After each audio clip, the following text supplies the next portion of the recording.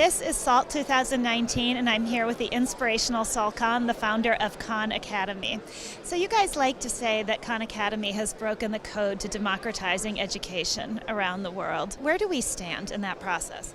Yeah, well, we don't say it. We have a long way to go to, I guess, to break the code. What's exciting is, maybe 10 years ago, Khan Academy was a delusional guy in a walk-in closet. And I think over the last 10 years, we're now reaching on the order of 100 million students every year. So we're showing that this type of thing can scale. There's efficacy studies that show that when even students are able to learn at their own time and pace for 30 minutes a week, that they can grow 20–30% faster. I think the next phase that we're in is 100 million is great, but we need to collectively, it's not just Khan Academy, we're in partnership with amazing educators around the world. How do we reach billions of kids? And how do we make sure that those that are using us and other tools are able to do it in a way that really drives their learning? It's across subjects and grades. Another thing that we're really interested in is how do you take that learning and allow people to prove what they know so that they can engage in higher education or jobs? How optimistic are you about the state of education around the world and in this country? Well, on some level, there's a lot to be good about that we sometimes take for granted.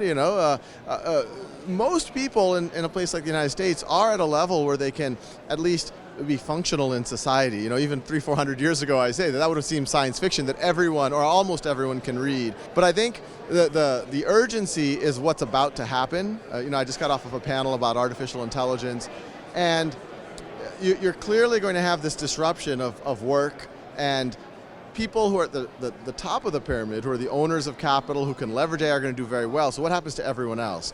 And so the urgency we feel at Khan Academy is how do we work with educators to upskill everyone? In the Industrial Revolution, it was okay if some people didn't learn at a certain level, but I think we're entering a world where we do need to do it. So that's the urgency I and the whole team at Khan Academy and all of our supporters definitely feel.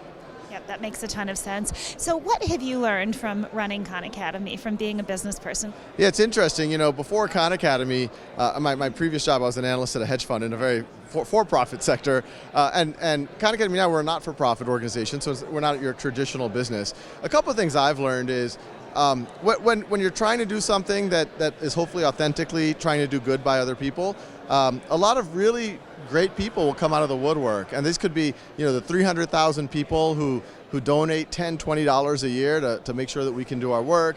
It could be larger scale philanthropists. A lot of our team, when we set up as a not-for-profit in Silicon Valley, a lot of even my friends thought we were crazy, because we're like, who are you going to be able to hire if you don't have stock options, if you're not able to pay like a Google or whoever else?